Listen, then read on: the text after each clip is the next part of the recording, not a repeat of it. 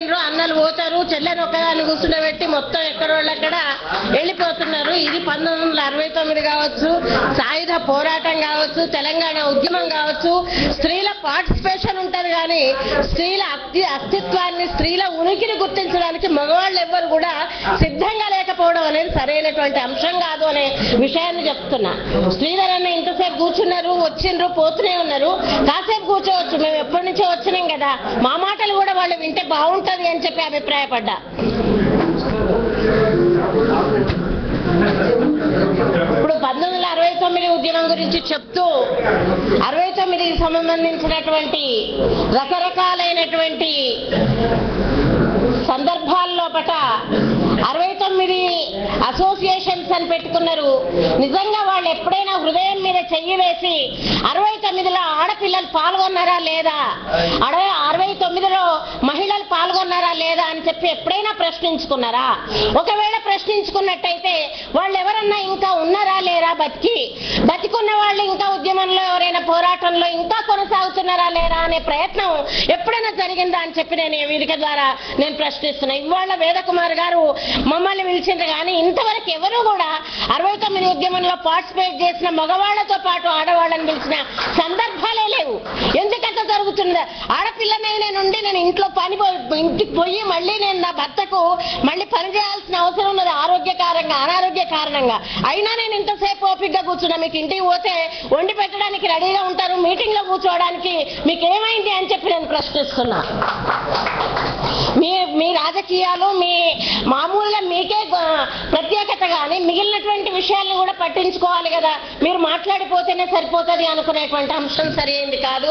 సరే, ఇక విషయానికి వస్తే మేము అప్పుడు ఏం పోరాటం చేసినాము అనేటువంటి విషయాన్ని నేను ఇప్పుడు ప్రస్తావించడం లేదు. మేము అప్పుడు నేను 18 ఏళ్ల అమ్మాయిని, మల్లికార్జున గారి లాగా, శ్రీధర్ రెడ్డి లాగా నాయకుల హోదాలో ఉన్నటువంటి వాళ్ళం కాదు. విద్యార్థి నాయకులుగా పాల్గొని మేము జైల్లోకి పోయినాం, లాఠీ చార్జీలలో కూడా ఉన్నాం, కర్ఫ్యూల్లో కూడా ర్యాలీలు తీసినటువంటి సందర్భాలు ఉన్నాయి. సరే, ఏం చేసినాం అనేది కాదు. ఇప్పుడు పునర్నిర్మాణం అన్నప్పుడు పునర్నిర్మాణంలో మనం ఇంతవరకు తెలంగాణ ఈ 2వ దశ 3వ దశ అని కూడా చెప్పుకోవచ్చు.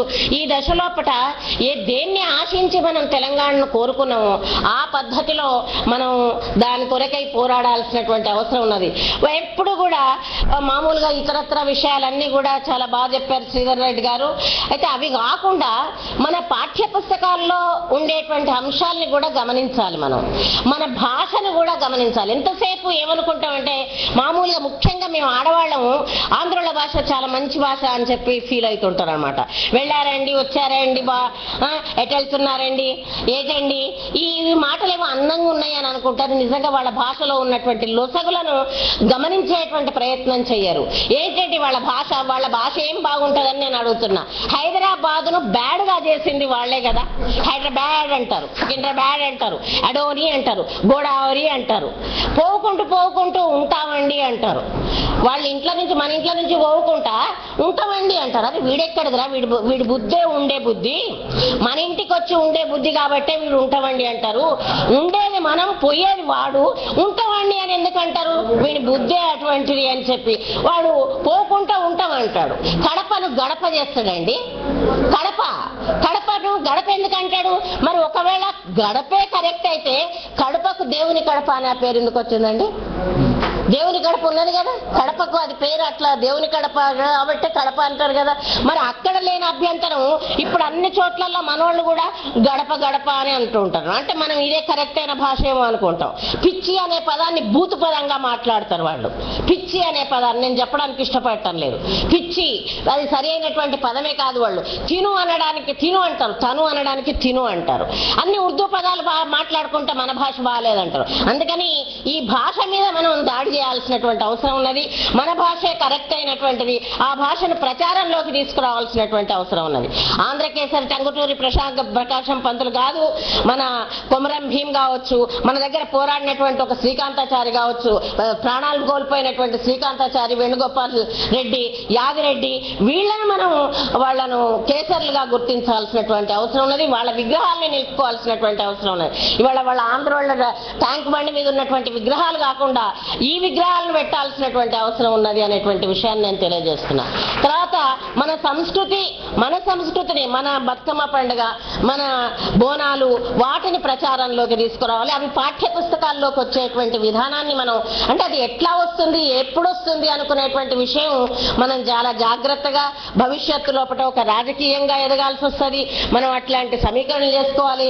ఇప్పుడు వేదకుమార్ లాంటి గారు వాళ్ళంటి వాళ్ళు మంచి సెమినార్స్, అంటే మేధావులైనటువంటి వాళ్ళందరూ కూడా మంచి సెమినార్స్ చేసుకొని వీటిని ఒక మంచి చక్కటి రూపం కల్పించి వాటిని ముందుకు తీసుకుపోయి మనం తర్వాత అప్పీల్ చేసుకోవాల్సినటువంటి అవసరం ఉన్నది. తర్వాత ఇంకొకటి ఏంటంటే ఈ రియల్ ఎస్టేట్ బిజినెస్ అంతా కూడా ఇంతకుముందు సోదరులు చెప్పినారు. ఏమని చెప్పారంటే ఈ కార్పొరేట్ ఎడ్యుకేషన్ గురించి చెప్పారన్నమాట. ఆ కార్పొరేట్ ఎడ్యుకేషన్సే కాదు, A to Z బిచ్చగాండ్లు కూడా వాళ్లే.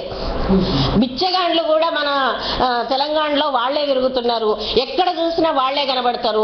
ఈ రియల్ ఎస్టేట్ బిజినెస్ ఉండి ఇప్పటికీ కూడా బిల్డర్స్ వాళ్లే, వాచ్మెన్లు వాళ్లే, వాచ్మెన్ల పెండ్లాలు పని చేసేటోళ్ళు వాళ్లే, ఇస్త్రీ చేసేటోళ్ళు వాళ్లే, ఎవరు కూడా వాళ్లే.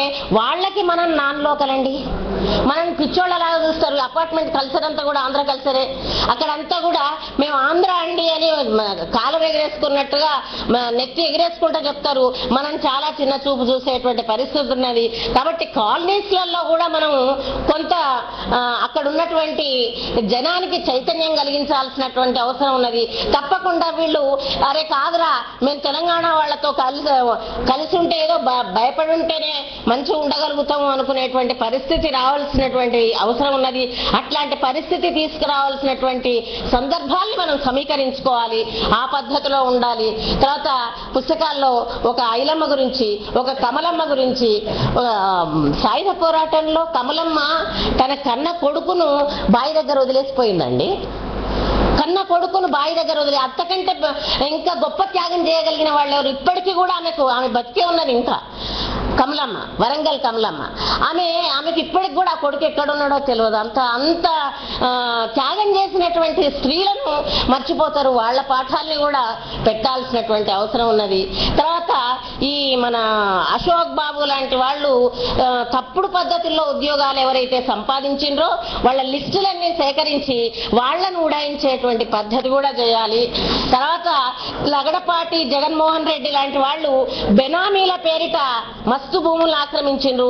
వాటికి మరి ఏ పద్ధతిలో మనం మళ్ళీ ఆ భూముల్ని మన జనం భూములే కదా అవన్నీ కూడా, అవి ఏ పద్ధతిలో మనం తీసుకురావచ్చు అనేటువంటివి మంచి ఒక సరి అయినటువంటి ప్రణాళిక తయారు చేసి వాటిని ప్రణాళిక ప్రకారంగా, పద్ధతి ప్రకారంగా మళ్ళా మన రైతుల భూములు మనకు వచ్చేటట్టుగా మనం కాపాడుకోవాలి. తర్వాత ఈ మీడియా పెత్తనాన్ని కూడా పోగొట్టాల్సినటువంటి అవసరం ఉంది. మొత్తం మీడియా అంతా కూడా ఆంధ్రోళ్ళ చేతుల్లోనే ఉన్నది. కాబట్టి ఆ మీడియా పెత్తనాన్ని పోగొడితే, తర్వాత మీడియా పెత్తనం ఒక్కటే కాదు, ఆ మీడియా కల్చర్ ఏదైతే ఉన్నదో దుర్మార్గమైన కల్చరు, యువతను పాడు చేయించేటువంటి కల్చర్ ఏదైతే ఉన్నదో దాని పట్ల కూడా మనం అప్రమత్తంగా ఉండాల్సినటువంటి అవసరం ఉన్నది.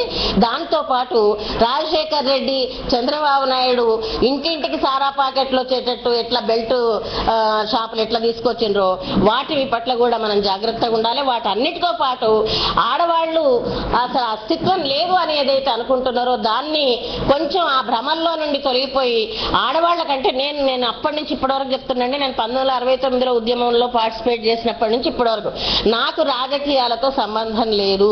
నేను రాజకీయంగా ఎదిగేటువంటి దాన్ని కాదు. కానీ ఎవరైతే స్త్రీలకి అవకాశం ఉంటుందో, ఎవరైతే దాంట్లో రాజకీయాల్లో ఉండాలనుకుంటారో ఆకాశంలో సగమైనటువంటి స్త్రీలకు కూడా అవకాశం ఇవ్వాలని కోరుతూ నాకు ఈ అవకాశం ఇచ్చినందుకు కృతజ్ఞతలు తెలియజేస్తున్నాను. జై తెలంగాణ, జై తెలంగాణ. సోదరి